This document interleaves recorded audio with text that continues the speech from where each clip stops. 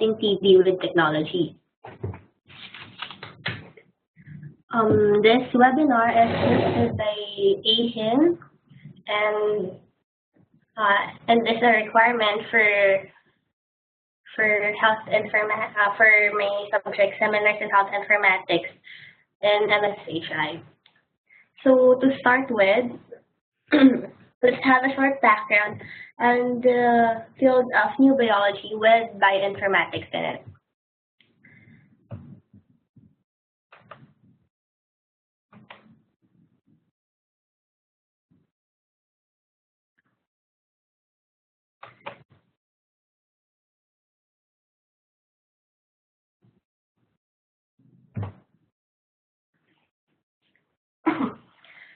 So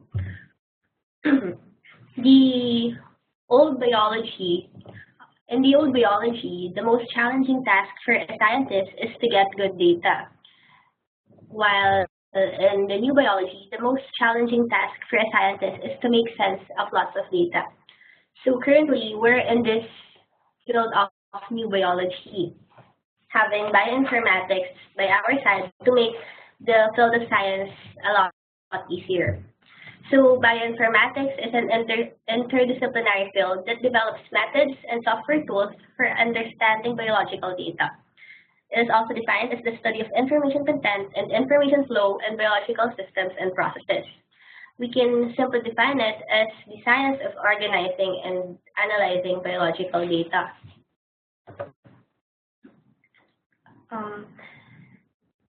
I would like to share a short clip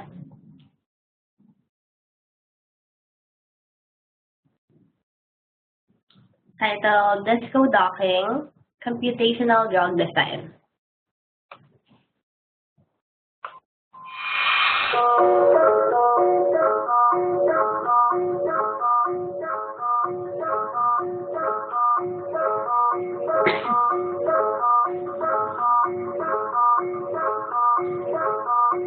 So basically here we can see what the computer-aided drug design, how the computer-aided drug design works.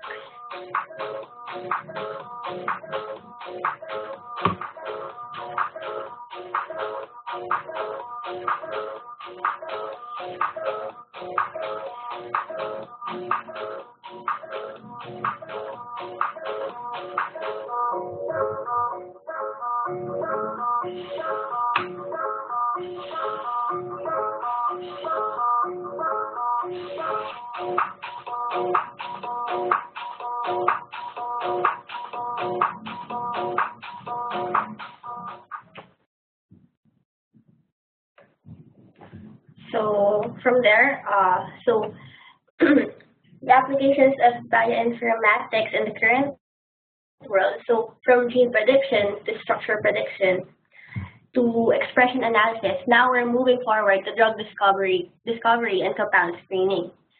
So the main objective of this online seminar is to have knowledge on the advancement of drug discovery, focusing on Mycobacterium tuberculosis treatment through the application of bioinformatics, and to discuss the computer-aided drug discovery currently based in UP Manila is Dr. Junie Ballones, who is a PhD in chemistry, an associate professor of chemistry in the Department of Physical Sciences and Mathematics in UP Manila, and an assistant director of National Institute of Health. To mention some of his publications are Towards Anti-Tuberculosis Drugs, Molecular Docking of Curcumin and its analogs to pantothenate synthetase, and virtual screening against Mycobacterium tuberculosis, type A protein ligase B, and in silico admit evaluation of top hits. So, Doc Ballones, are you ready? Yeah, I'm ready.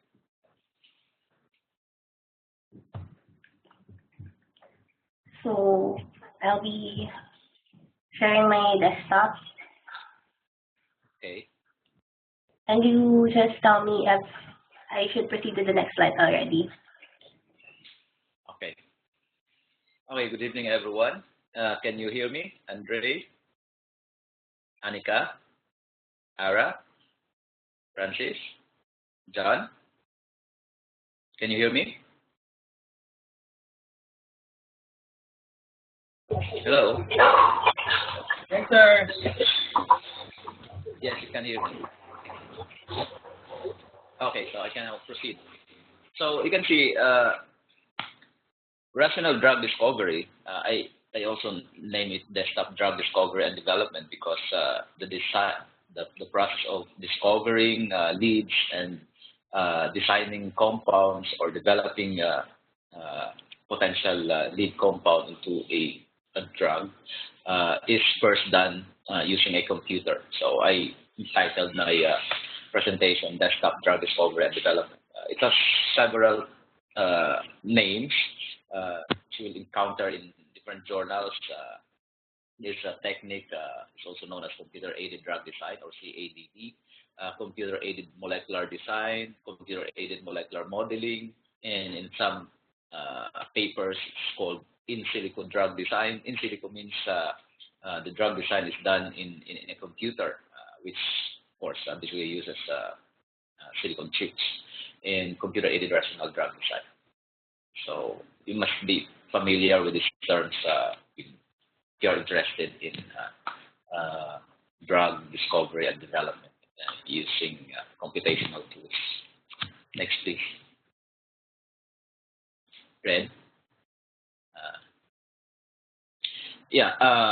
In the past, drugs were discovered by either trial and error method, like the penicillin, the famous penicillin. We all know that it was discovered by Alexander Fleming by accident and is considered the first miracle drug. Amoxicillin as well comes from a compound that was also accidentally discovered by a priest. So we don't want to always rely on accident, serendipity, and even trial and error method. So we want to be more systematic in searching for new compounds against drug targets associated with a disease. Next, please.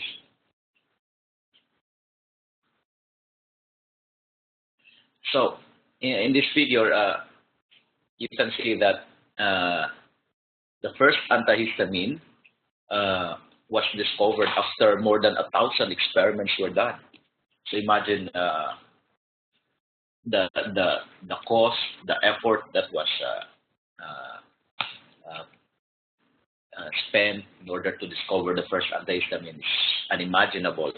So we want to streamline the process of finding new drugs.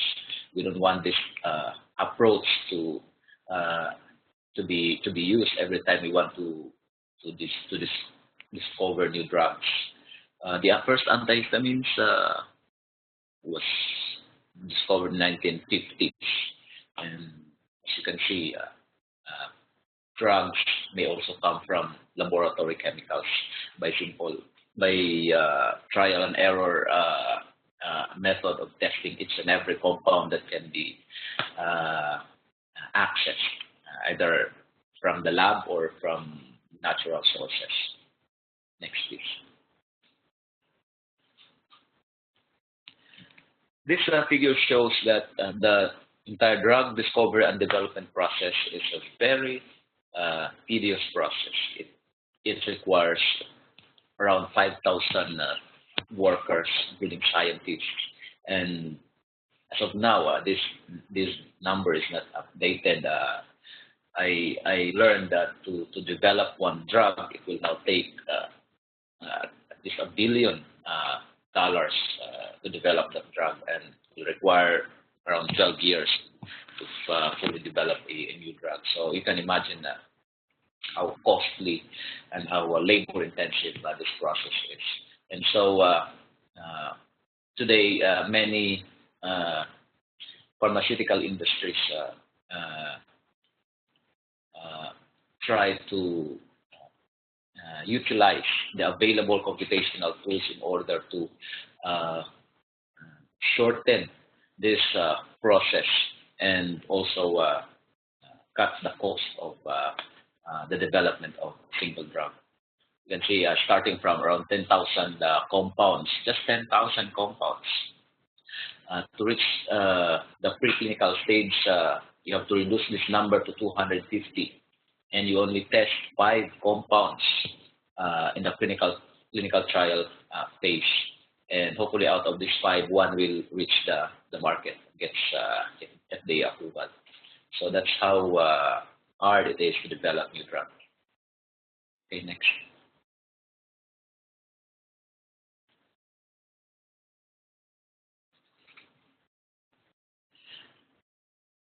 In our research here in UP Manila, we also use what has been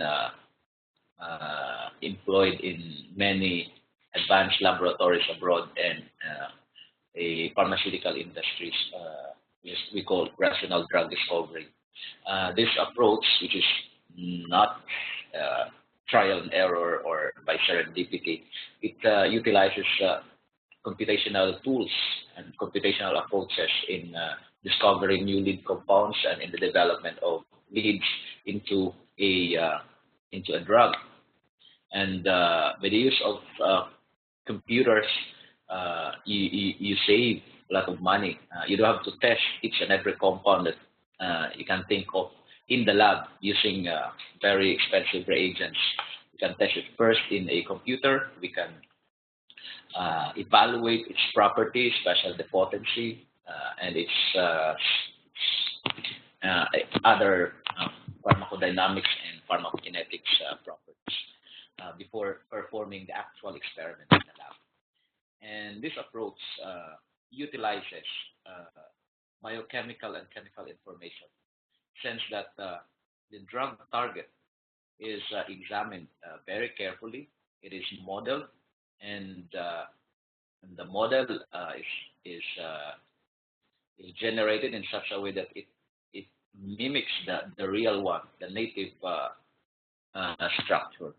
And after identifying this, the structure, the binding site of the target enzyme, a library of so many compounds, known compounds, it's synthetic,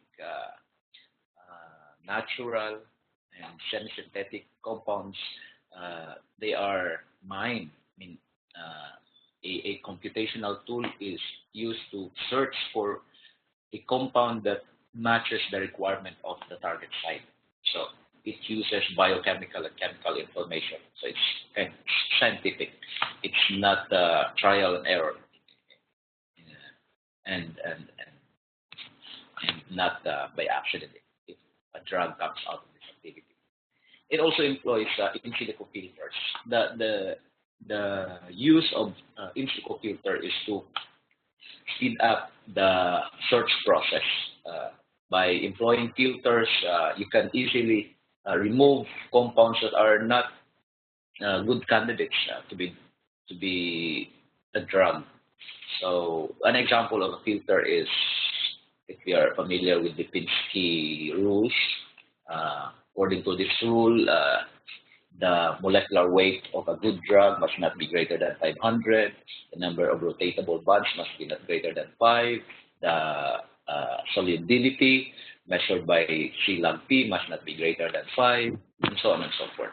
So by employing these filters, those compounds that do not meet this requirement will easily be removed from the list, and that speeds up the search process. And that saves time, especially if you are dealing with millions of compounds. Okay, next.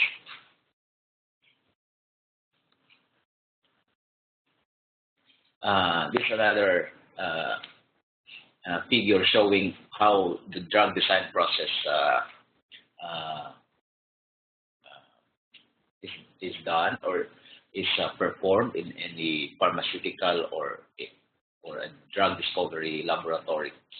It starts with the identification of the disease and the final objective or aim is to develop a drug for the disease.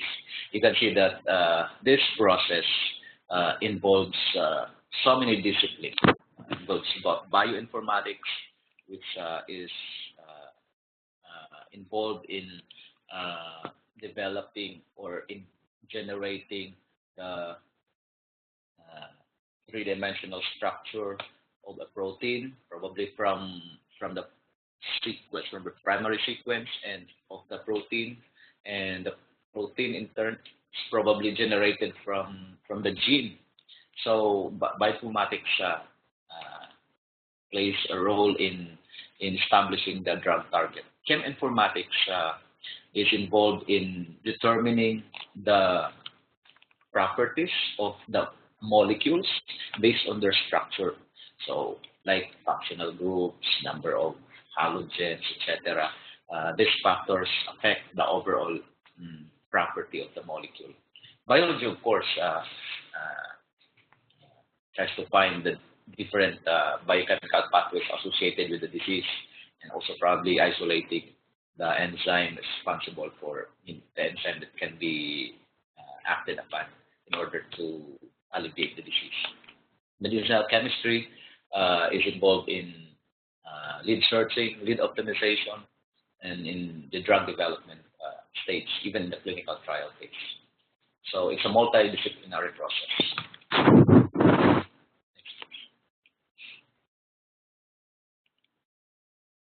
Next. Now, this figure shows the different steps. Please move back to the previous slide.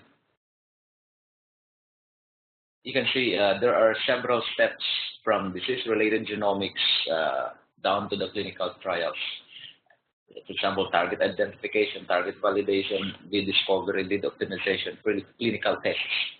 And in these different steps in the drug discovery pipeline, a lot of computational tools have been developed in order to aid each and every step of the process. In target identification, bioinformatics, reverse stacking, protein structure prediction are common activities done. So, in target validation, the drug ability of the target, there are some measures or some criteria used to assess the drug ability of a certain target. So, computational methods are also used in order to establish the drug ability of the target. The lead discovery, library design, if you know the target and you want to generate different compounds that will satisfy the requirement of the target, and generate a library. So it's called library designing. Docking scoring, you allow a molecule to interact with the drug target, and then you score the interaction. De novo design, you start from nothing, only with the structure of the target, and then you build the molecule inside, depending on the requirement of the binding site. That's de novo design. Pharmacophore generation. This is a method used to approximate the kind of ideal drug for a certain target. So this is called pharmacophore.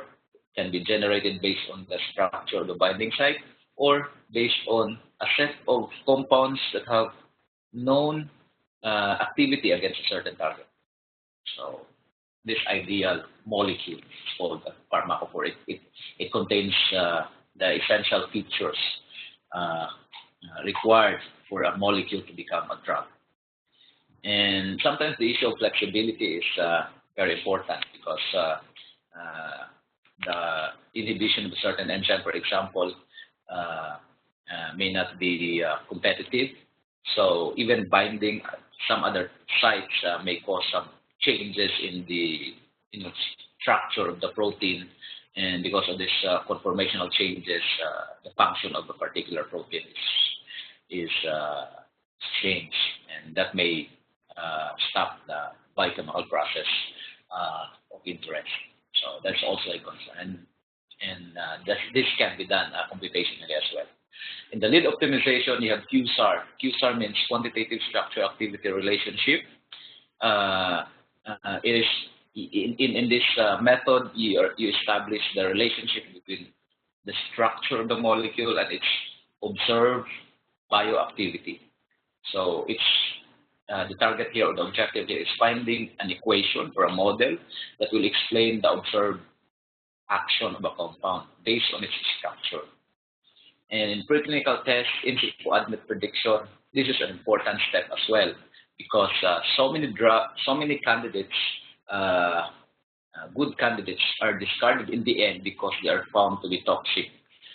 After you have spent a lot of money developing that highly potent compound, if it turns out to be toxic in the end, it will be discarded anyway. So now we are trying to predict the ADMET properties of molecules, so that only those molecules that have good ADMET properties will be considered for clinical trials. By the way, ADMET means A is for absorption, D is for distribution, M is for metabolism, E is for excretion, and T is toxicity. So it must have this good properties of a drug. A molecule should have good ADMET properties for it to be considered for clinical trial.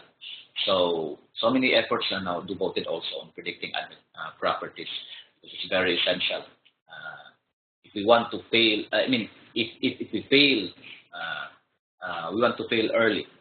We don't want to fail in the end, because that would mean we have already spent so much money. Okay, so you can see the entire drug discovery process can be done now using a computer, using computational tools. Next.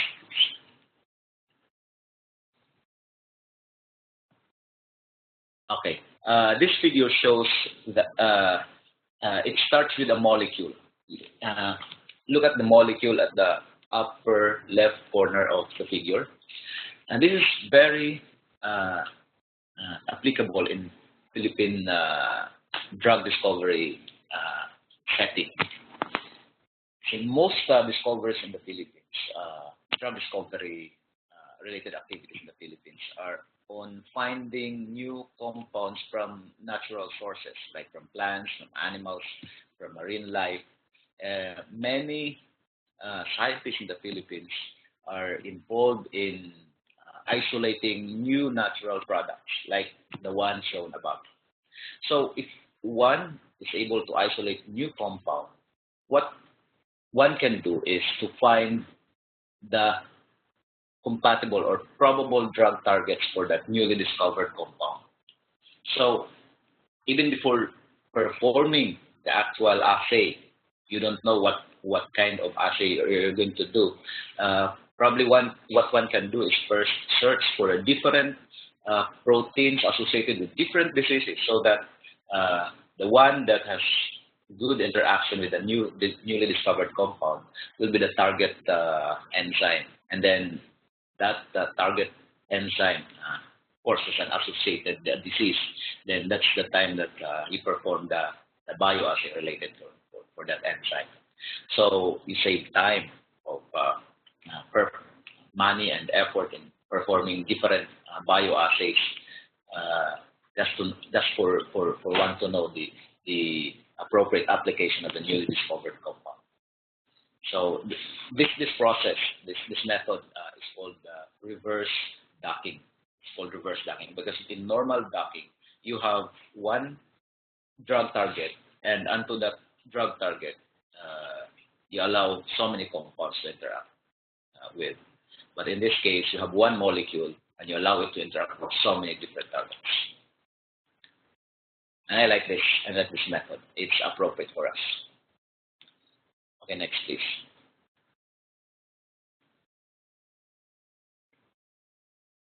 This figure just shows one.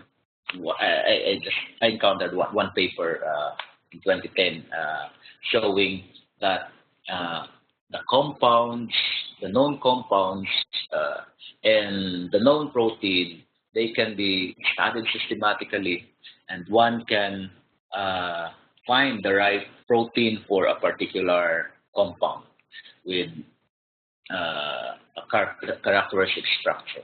So this is just one example of how one can find the right target for the right compound, or the other way around. So this is just one method. It's also under reverse ducking. Next, please. It's called drug. The method is called drug cipher. But today it's already pulled out. I don't know. Maybe they're developing it into a commercial computational product. It's no longer available on the internet, but it's a growing field. This figure shows the lead discovery process.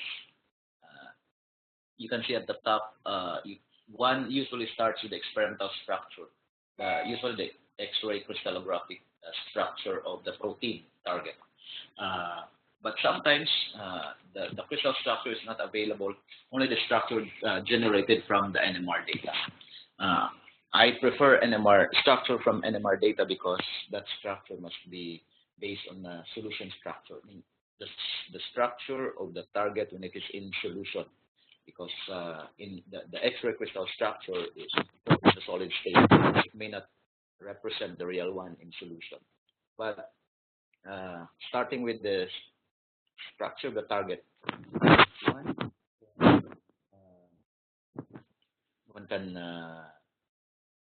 one can dock so many molecules on the target, and of course you do that after generating the 3D structure.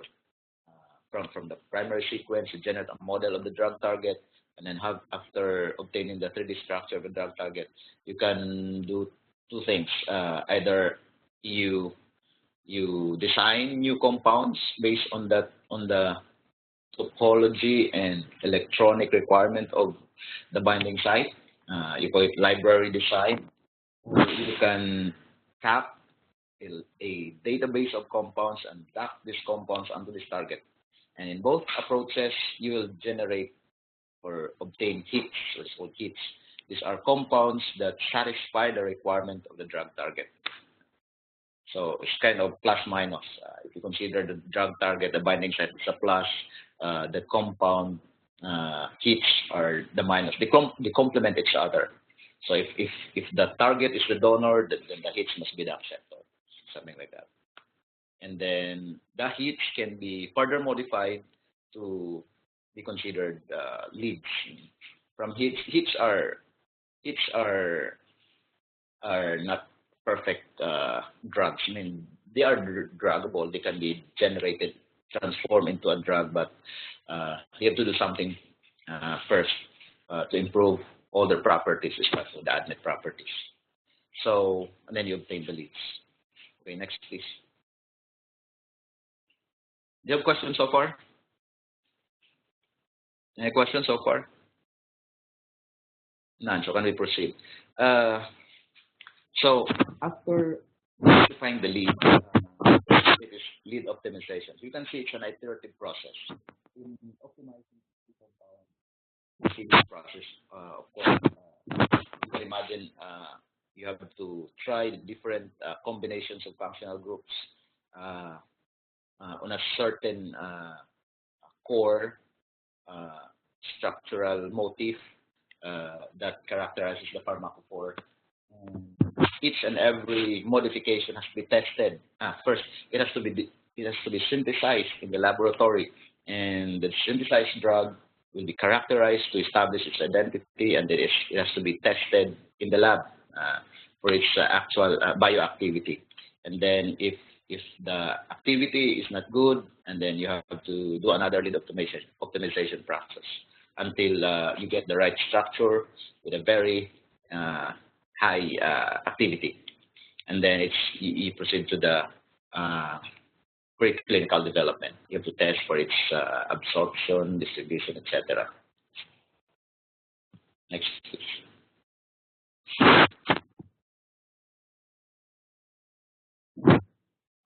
So this is what I'm talking about. After the lead discovery and lead optimization, the candidate compounds will be forwarded for preclinical tests or evaluation. The compounds must be tested for potency, for in vitro pharmacokinetics and metabolism, and some physicochemical profiling until the compound is able to meet all the requirements. The compound is highly potent, but it is non-toxic, it has good absorption, etc.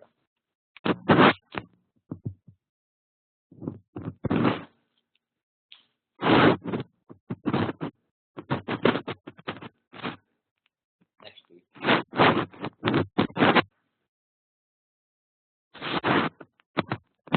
This figure shows the different approaches. It depends on the situation. You can see there are 4 squares.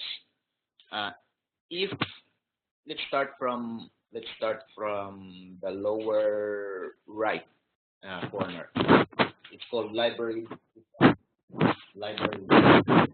This is the appropriate approach if the protein structure, the structure of the drug target is unknown, and you have no idea of what compound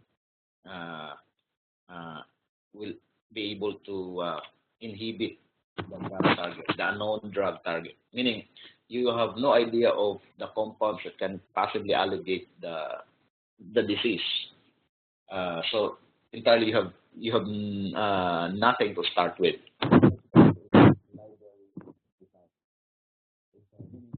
You generate different structures randomly. Generate different structures. You create a library, and then this library of compounds, you test it, and then you try to find which protein is inhibited by these different compounds, and then hopefully you'll be able to identify the protein, or you'll be able to identify a set of compounds with the same activity.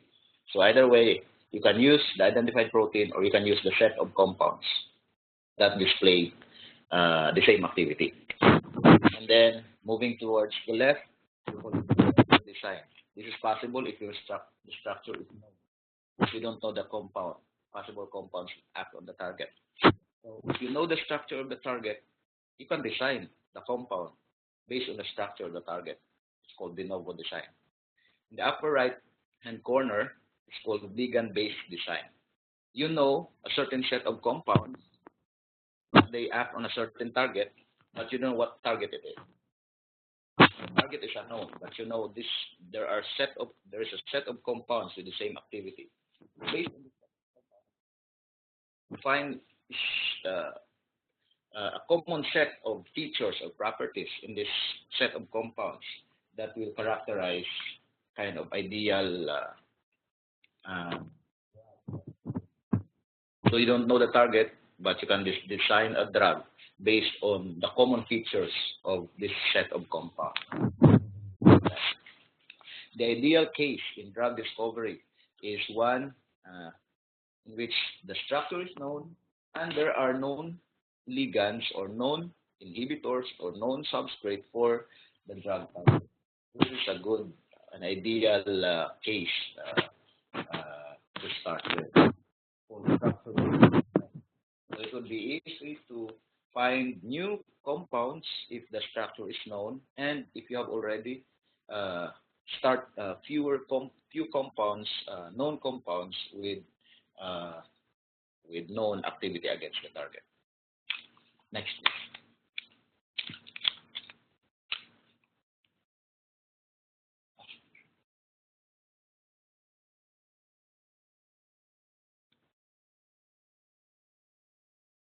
Next, please. This video shows protein structure-based drug design. You see, in the middle, you have a protein target. It shows particular conformation of the protein, showing the possible binding pocket.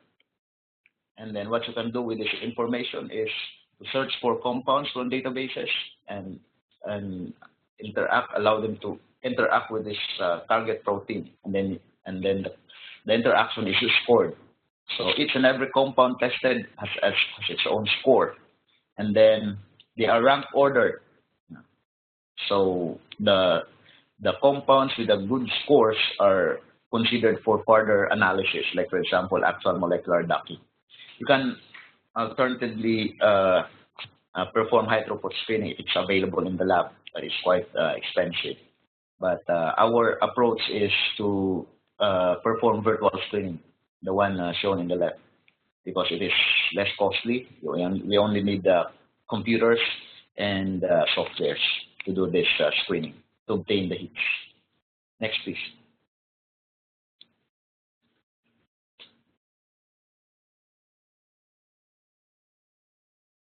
Protein structure prediction. Usually, the data provided by biologists are sequences of protein, probably isolated from an organism that is associated with a disease, or sometimes the structure is known based on crystal data, but in most cases only the sequence is available. So what we do is to convert this primary sequence into a 3D structure. That's the first step. We must have a 3-dimensional model of the protein. So there are computational tools that will convert a primary sequence of amino acids into a 3-dimensional protein structure, so that we will understand how what residues, amino acid residues are present in the binding site, and how are they arranged, so that we can design the molecule that will interact with the binding site more effectively. Next, please.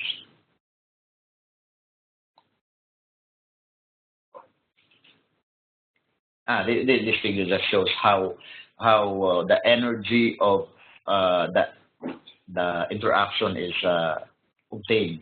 You can see it's a highly mathematical procedure.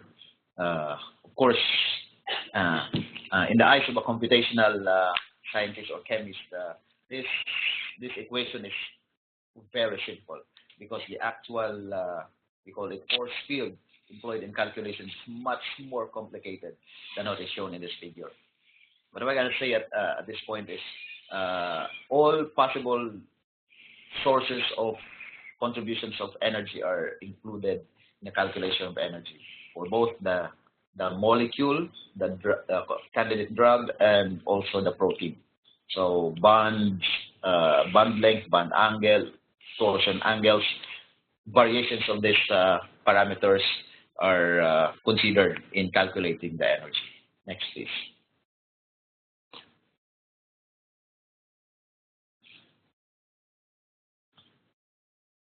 This figure shows how the ligand is optimized, the structure of the ligand. I mean, the compound, the possible drug is optimized.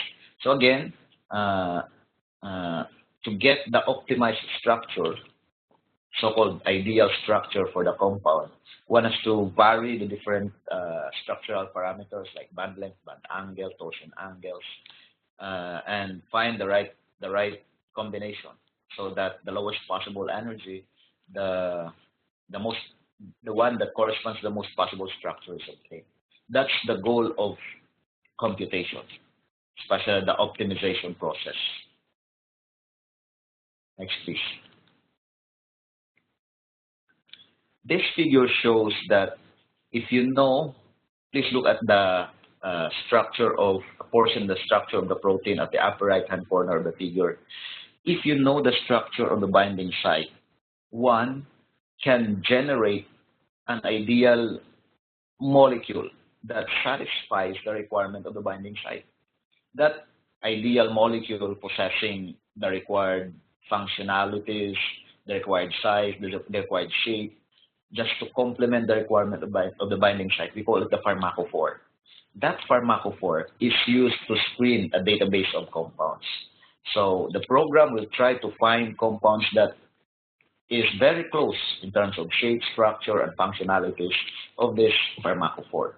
And those compounds that are very close to the pharmacophore will have high scores in screening, and they are considered the top hits.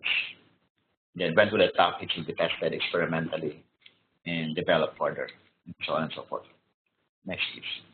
It's called receptor-based pharmacophore, because the pharmacophore is generated based on the information from the binding site. This one is called ligand-based pharmacophore because this pharmacophore is generated from a set of molecules with the same activity against a particular drug target. So if you know that, you say you have 10 compounds with the same activity against this target, then probably one can find similar features in this set of compounds and consider it the ideal molecule that will interact with the drug target. And this pharmacophore generated again can be used to screen a database of compounds. That approach is called ligand-based pharmacophore generation in virtual screening. Next, please. This is a representation of the virtual screening process. You can see here the protein is represented as a rectangle with some cavity or void, and there are three figures A, B, and C that are considered in finding the right figure that will match the requirement of the R, the receptor. So shown after the arrow are the different docking poses of the three different objects representing molecules actually when docked to the binding site. Obviously, object A or molecule A fits the binding site and gives us a good fit, and it can be considered a good hit. Whereas compound or figure B, a sphere, doesn't fit the binding site, and it will give low score in virtual screening, and it will be discarded and considered for further screening. Structure C can bind with the target, with the receptor, but it can bind in so many ways. So RC1 is shown to have better fit. That pose is a good one. It's better than the second pose. So structure C can be considered for further modification because it has a pose that satisfies the requirement. And then these different compounds are rank ordered. The one with the higher scores are considered for molecular docking or further drug development. Next, please.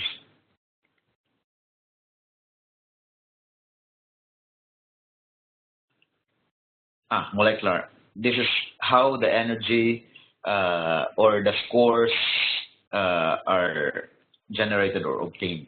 There are two approaches in scoring a pose. It's either knowledge-based scoring based on information in the past. So it's highly statistical in the method of scoring. The other is based on energy calculation. So it uses force fields. So the principles of physics will apply in scoring the interaction between the drug and the receptor or the binding site. I will not discuss further. It's quite mathematical. So what is important is for us to know that a particular pose can be scored in two ways, either knowledge-based, based on statistics, or based on interaction energy. Next, please.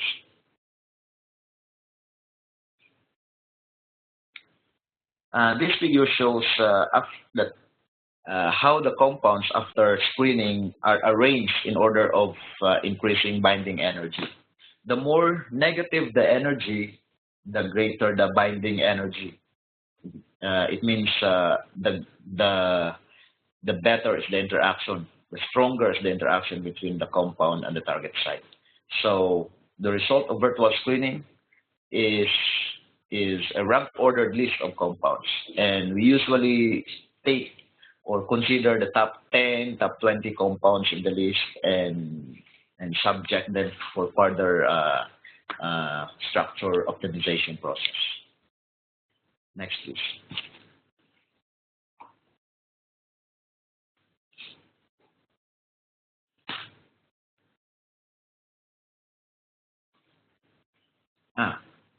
This figure just shows that this approach called structure-based drug discovery is or has been proven to be effective In fact, a drug called nelfinavir, marketed as Viracet, is a product of structure-based drug discovery. So the method involving in silico discovery and optimization of drug is a proven method that shortens the time of developing a drug. And the glaring example is this anti-HIV drug called nelfinavir. Next, please.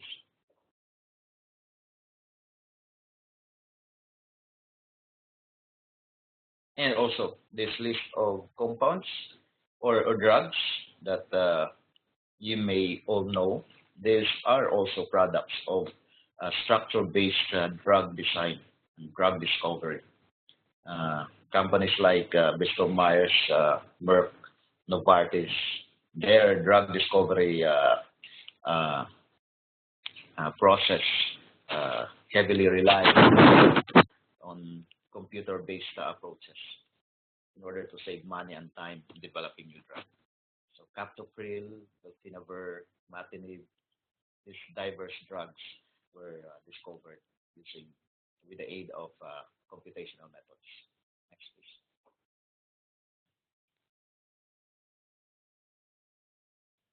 This is de novo drug design. You can say in figure A, that's the topology of the binding site. So we can now visualize the binding site with the aid of a computer. And knowing this topology and electronic requirement, because you can also visualize the amino acids found in that binding site, one can design a drug that will complement the requirement of the binding site. So you can see in B pockets, the two pockets above are filled with fragments, green and blue. These fragments complement the requirement of the residues in that binding pocket. And in C, a third fragment is added to the lower pocket, and then the three fragments are joined together by a spacer, and that completes the drug candidate. The other approach is growing. In letter D, you start with one fragment and then you allow it to grow until the compound fills the entire binding pocket. The first approach is called linking, because you put in first the different fragments and then you join them together into one whole molecule. It's called linking. Letter D is called growing. Next, please.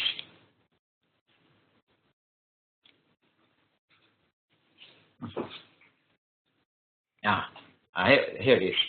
Two approaches in novel drug design. One is growing, and the other one is linking. Starting with the binding pocket, the structure of the binding pocket, one can start with a small fragment and allow it to grow until it fills the cavity and it satisfies the requirement of the receptor. The other approach is you put in different fragments, different sites, and then join together these fragments using a spacer or a linker. This is that de novo drug design. So the development of the drug is really purely based on the structural information of the target site. Next, please.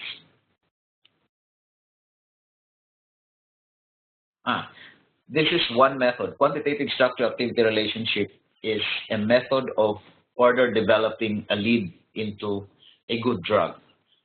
Usually, a lead compound has or a lead compound does not satisfy so many requirements of a good drug. So what one can do is to vary or generate different variety of that lead compound, meaning you functionalize, you generate derivatives of that compound. So for example, starting with the lead compound, one structure, one can generate 20 or 30 variants or different variety of that lead compound. And then once synthesized, this compound is tested experimentally.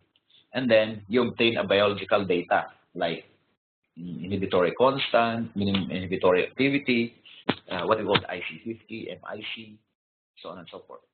Now, if you have already experimental bioactivity, you can use this to find the right uh, features of the molecule that uh, dictate the observed bioactivity.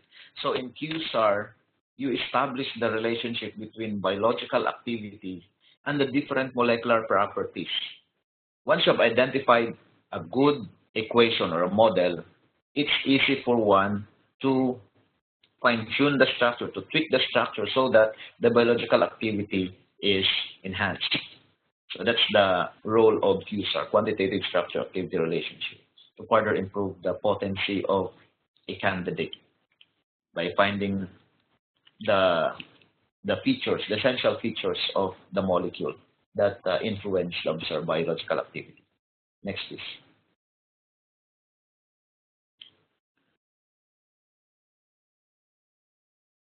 Now you see there are so many properties associated with a chemical structure.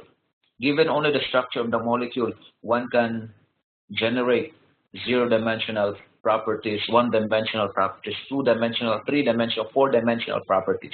There are so many properties associated with the structure.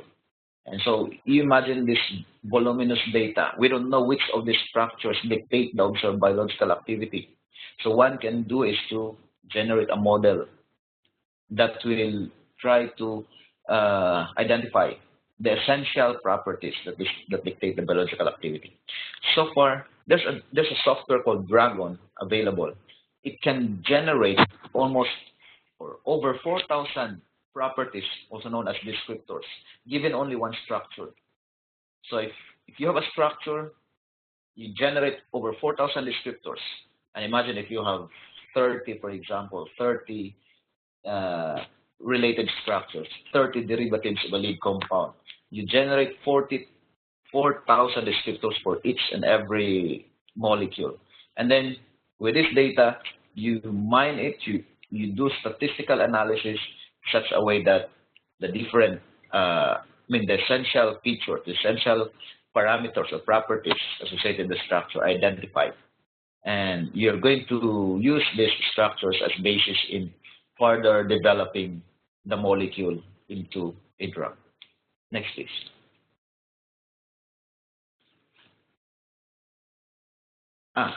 So the figure below, the plot, shows that an output of a QSAR study can be validated. You can see that the relationship between the original data and the predicted data is very good. There's a good correlation between the experimental and the predicted activity. This correlation is based on the result above. You can see there's an equation above. The log of the reciprocal of LC50 is related to these different properties. So these properties identified here were generated after performing so many statistical analysis. And then this model or equation is generated. So if you create a new molecule, you can calculate these properties for that new molecule and then substitute the values of these properties into this equation, and then be able to predict the experimental activity, like the reciprocal of LC50 of your molecule. So before synthesizing the molecule, you already know its potential or its possible bioactivity. So you don't have to synthesize each and every compound in mind. You first do the computation, statistical analysis, the modeling, and you only consider those compounds with good predicted activity for actual organic synthesis and biological testing.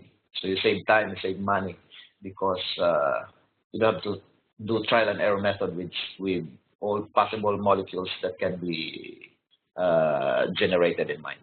Next, please.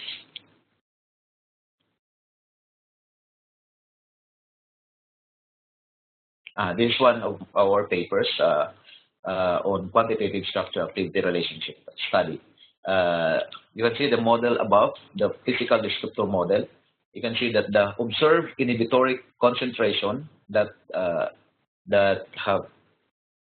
affects 50% of the sample is related only, or is influenced by only 5 factors, like surface area, approximate surface area, the volume of the molecule, the solubility of the molecule, the refractivity, the polarizability. So knowing these properties, one can easily tweak the structure so that the PIC50 is improved to increase the potency of the molecule. The figure below shows a good relationship between experimental and predicted value, showing the validity of the model. Next, please.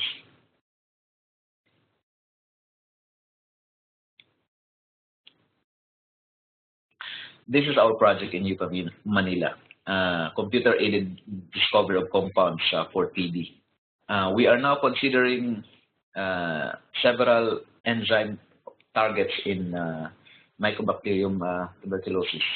As of now, we are already doing the screening for LIP-B, and there are 2 other targets not shown here, BioA and LDP. And we have so many studies already on pantothenate synthetase. We have not done yet the studies on FPSG and MEND. But what we are doing now is we are performing virtual screening on 3 different targets in Mycobacterium. And we do not only screen 5 million compounds. As of today, we have already screened over 20 million compounds from different databases, available databases in the internet. And we have already identified scores of compounds with good binding energy. And we are also already testing them in the lab. We're already performing bioassay against of these compounds against MTB culture. And so far, as of today, based on around 30 compounds that we have tested experimentally from around 50 hits, we have identified 4 compounds with good activity, promising activity at micromolar and nanomolar concentrations. And hopefully we can find more leads in the future. Next, please.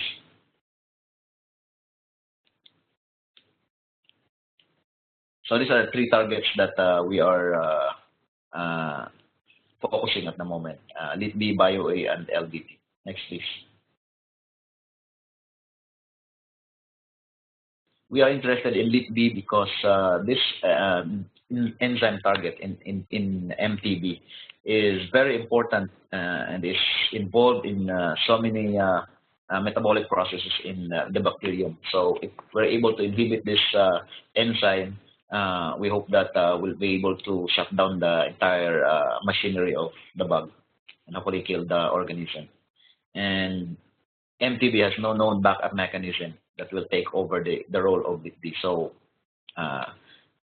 we hope that by targeting this enzyme, the different pathways, essential pathways for the survival of the Mycobacterium will also shut down. And LIP-B knockout model fails to grow, so there's one proof that this is essential for a good target, drug target. It is also shown to be upregulated in multi-drug resistant TB patients. So showing that it is very important and it is essential. It's an essential target. Next, please.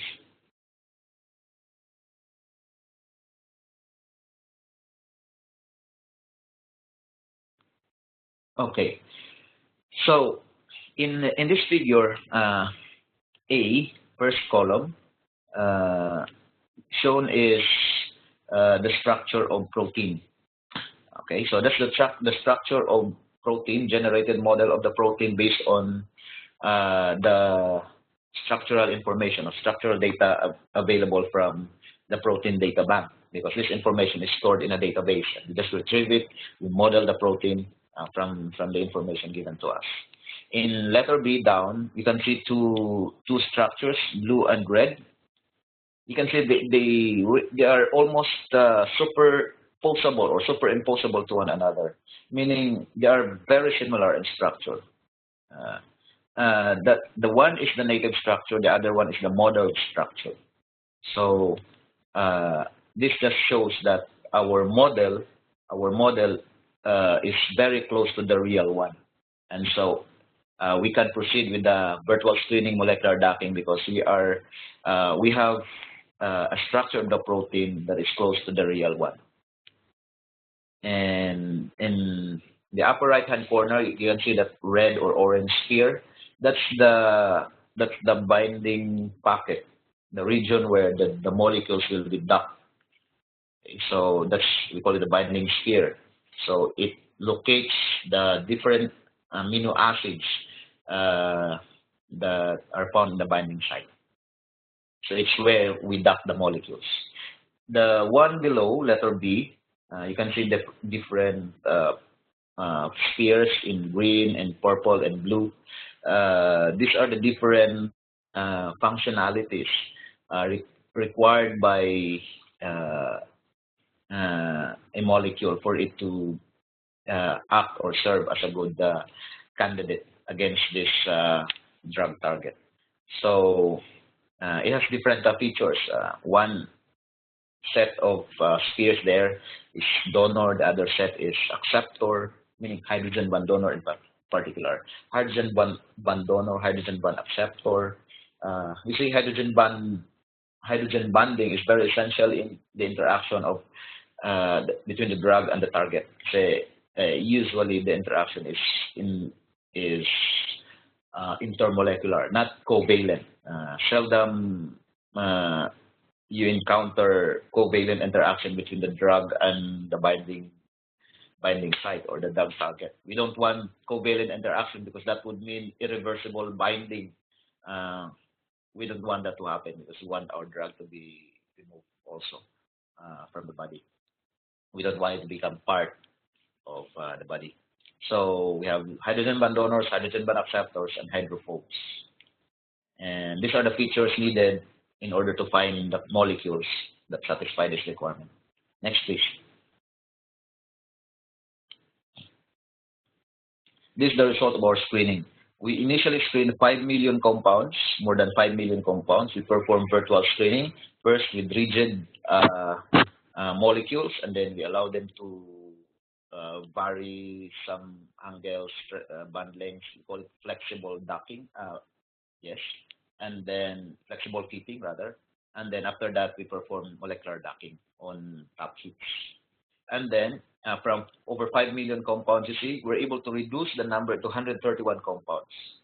And then from 131 compounds, we reduce it further to 19 compounds after employing the in silico admit filters.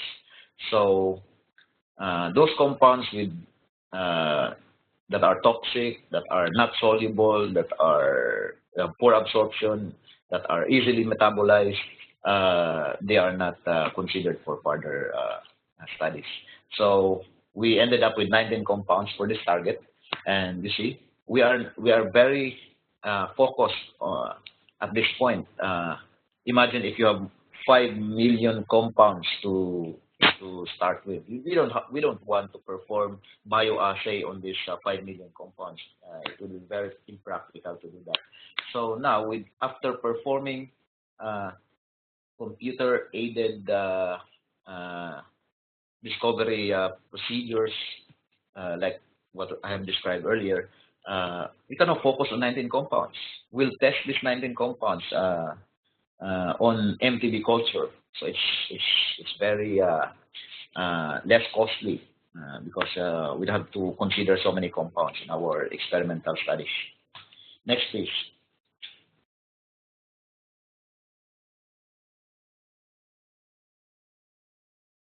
I'm sorry for this.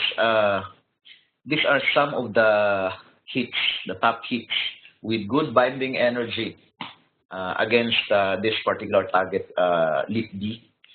We do not show the structure, the clear structure of these hits because we think that we might generate valuable information from this structure. We don't want to divulge these structures at the moment because we might be able to apply for patents for these molecules in the future. So, I hope you will understand. We conceal the structures at the moment. So what I'm showing here is we're able to identify natural compounds, compounds obtained from natural sources that show good binding energy against LIP-B target.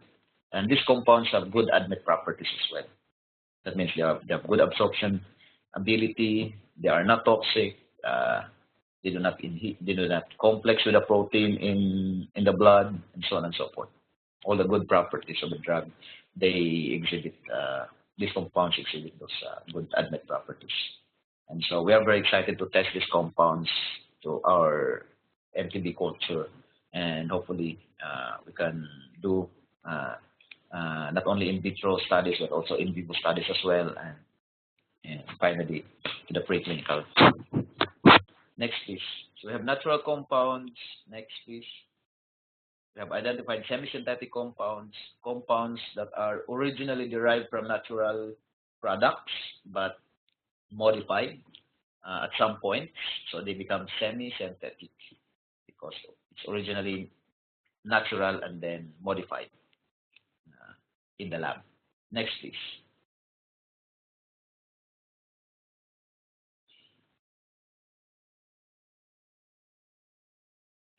And not only natural and semi-synthetic, but also synthetic compounds. So these compounds are known. These compounds have been synthesized before, probably for a different purpose, not as anti-TB drug, but now we're able to identify these compounds as possible anti-TB drugs. So it's already synthesized, so that means we can easily generate this compound by following literature procedure. We still have to check if these are not covered by patents for our purpose. So we'll consider all those things. So the synthetic compounds, semi-synthetic, and natural compounds identified for LIP-B targets in MTB. Hopefully we can further develop these ones. Next, please.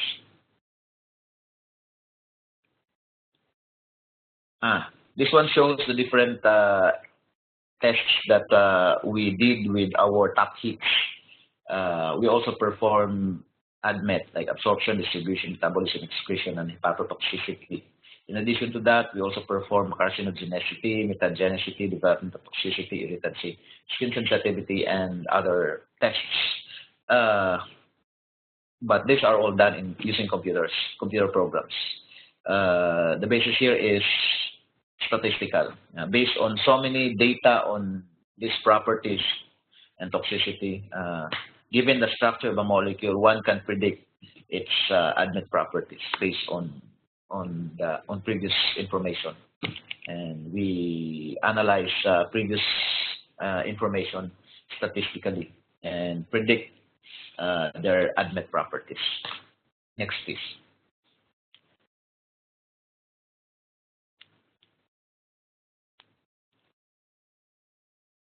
Okay, this is one example of results of ADMET prediction. So you see the first column is compounds. These are compounds from the database. We know the structures of these compounds, and then we perform ADMET prediction. So one can see that some compounds, especially, for example, NSC 164080, the one in the red rectangle, it has no carcinogenicity property. It is not mutagenic. It has very low probability of being developmentally toxic. No. And it has good absorption property. It has good solubility. It's a non-inhibitor of CYP cytochrome P450 enzyme. This is also important. A drug must be a non-inhibitor of this enzyme so that it will not destroy other drugs. It will not help in metabolizing other drugs. And plasma protein binding is greater than 90, it's not a good property. It should be less than 90, because otherwise the bioavailability with drug would suffer. However, this compound is found to be, predicted to be toxic, but the issue of toxicity can be also tweaked.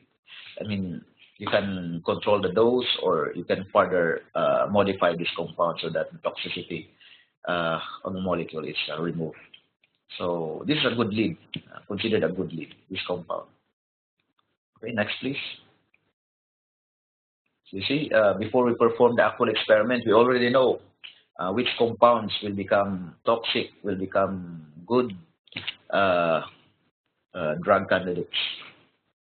So this is the next step. After identifying few compounds that are potentially high binding and potentially non-toxic with good drug properties, ADMET properties, we can now perform actual cytotoxicity assay. And our assay at the moment is cell-based assay. So although we design the drugs, or we discover drugs based on particular enzyme targets, we test the activity on the microorganism itself, the whole cell, not the enzyme. Because the problem with the MTB, it has a very thick cell membrane or cell wall, and even if the compound inhibits the enzyme inside, if it cannot penetrate the cell wall, then it will not be effective. So we want to test it using the cell itself, so that those that are shown to be active are really able to pass through the cell membrane or cell wall of the mycobacterium. So we are sure that it will work. Because sometimes it works with the enzyme, but it doesn't work if you test it on the actual cell. That's what Novartis found out. So we take their lesson, we learn from them. Next, please.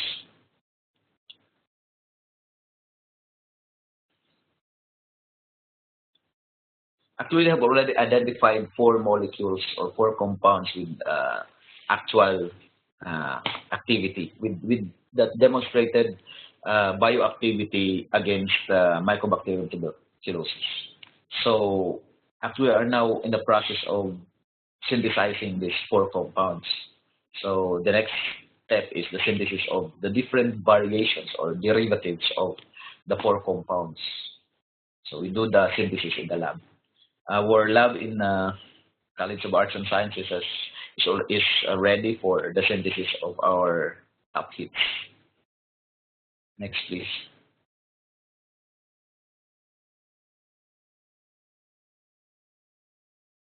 So that was the end. These are the members of my group in our EIDR program. It's called Emerging Interdisciplinary Research Program, funded by University of the Philippines system. So it's a big program. The support is very very huge. Financially, and not the usual financial support we get from different funding agencies. This time, UP is very generous in supporting this kind of project, the EIDR program. These are the members of the program. Next, please. I think that's last is, well, thank you so much for your time, for listening, and I hope you learned something out of this presentation. Do you have any question?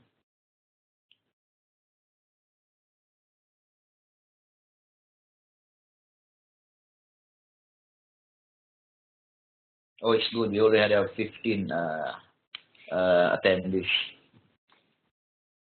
Is there any question from the audience, from the participants? Any clarification?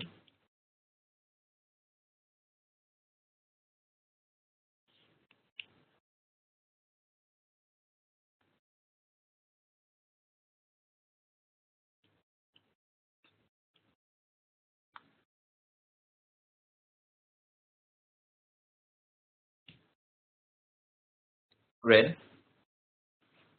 Ren? Do you hear me? Ren? Yes, sir. Yes, sir. Yes, sir. Yes. So Do we have any questions from the audience?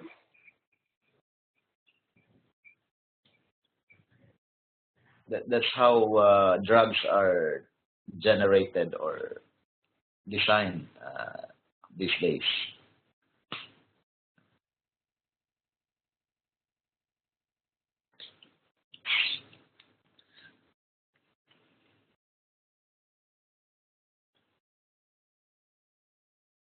So there being no questions, are we done? I mean, I would take it as Sir, we have a question. I hope everybody understands everything.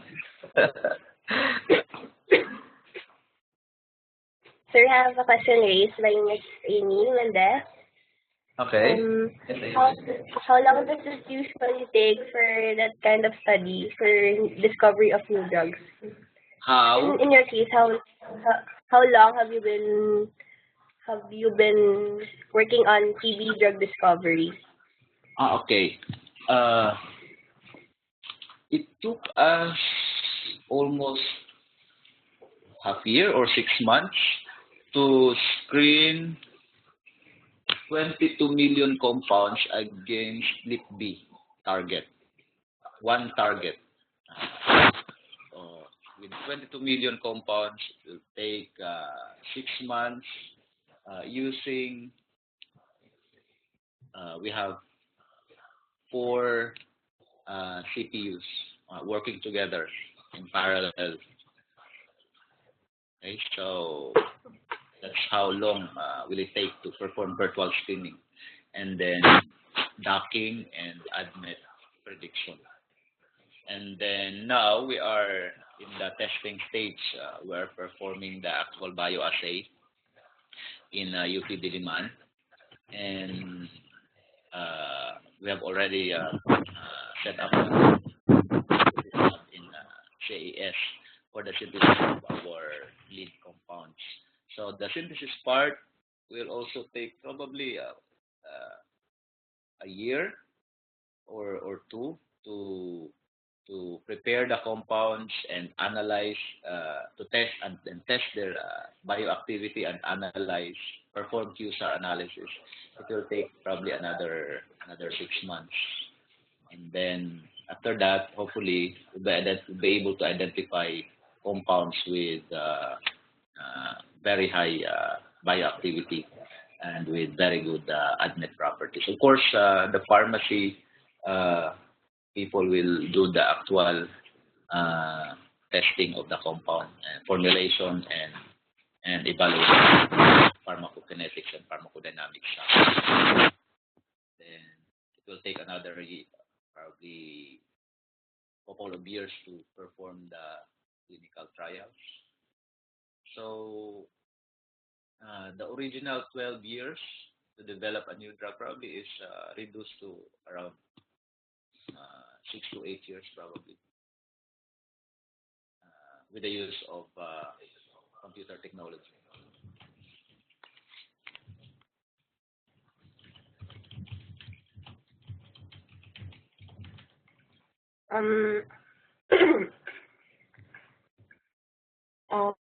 We have a question from Ms. Casey Reformado. Okay. So after this study, what other diseases does your team plan on researching? I see. Notice that the drug targets, the enzymes that we are focusing at the moment, these are enzymes that are present also in other bacteria. In particular, 2 of our targets are found are essential in the synthesis of cell membrane. Okay, and it's also, of course, essential in other bacteria. So we are planning to test these compounds to other bacteria as well, because we are also concerned of this developing resistance against common bacteria. We have these superbugs around us. So we want also to help develop new drugs against this common bacteria around us that are no longer sensitive to the commonly used drugs, or that are already resistant to known drugs. So the hits or the lead compounds that we will generate for MTB may also apply for other bacteria. So in fact, we are already preparing different cultures of bacteria for testing our hits. So, sir, it's like you're multitasking already. Yeah, Since yeah, you're but pivotal people. also it's not the original focus of this program, but we are doing kind of parallel studies, side studies, because who knows, we'll also find new compounds for other bacteria. And this technology is also applicable as well for other organisms, not only for bacteria, but also for viruses. This has also been demonstrated to be effective in generating drugs against viruses. So, in fact, I have a parallel study also on developing drugs against dengue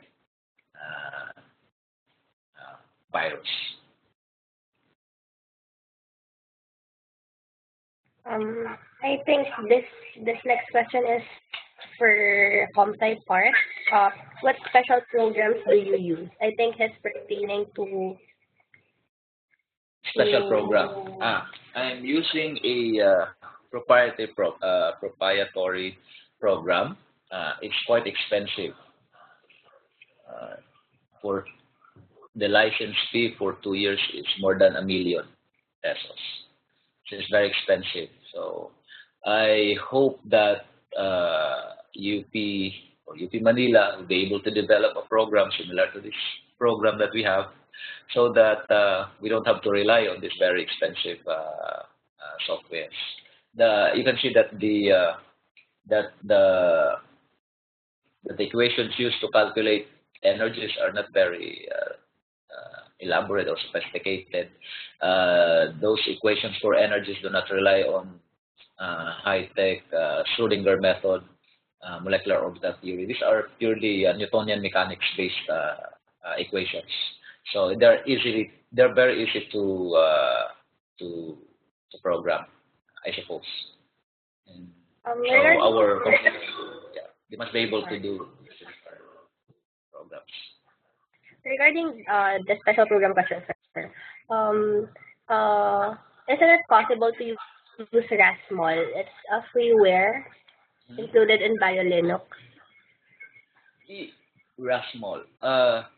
Yeah, for viewing, given the structural data, stored structural data of the protein target, for example, you can do Rasmol for viewing. So if you want to know the three-dimensional structure of the protein target, but you have to find or use another program so that the structure generated by Rasmol can be used to in a molecular docking procedure, because I think Rasmol is not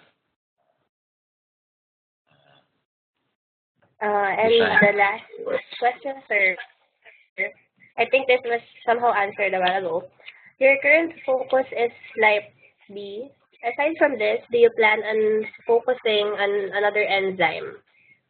Yes, I have several students that are focusing on other enzyme targets, because there are so many targets in MTB. So many enzymes have been considered good or druggable targets, and we want to try each and every enzyme that biologists recommend to us. So anyway, it's not very costly. I mean, the computers do all the work. So what we need is, of course, time and human resources to perform all these virtual screening and molecular docking procedures. Definitely. And we are very much interested on new found drug targets because we have a good chance of developing compounds, new compounds that are not considered by, well, multinational drug companies. That would be our edge if we use new found drug targets, because I'm sure the old targets they're already well studied by these big pharmaceutical companies.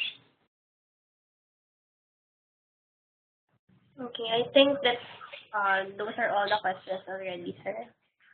Okay. Thank you very much for your time and your interest. Thank you very much for sharing your thoughts to us, Sir Dr. Billones. And I will be delivering a certificate of appreciation for you. I will see you in school. And for those who also want a certificate of attendance for this seminar, I'll be emailing a link. I'll be posting it also here, the link for the post evaluation. It's a short quiz to gauge our learning from the seminar. I will also be emailing this link to all the attendees.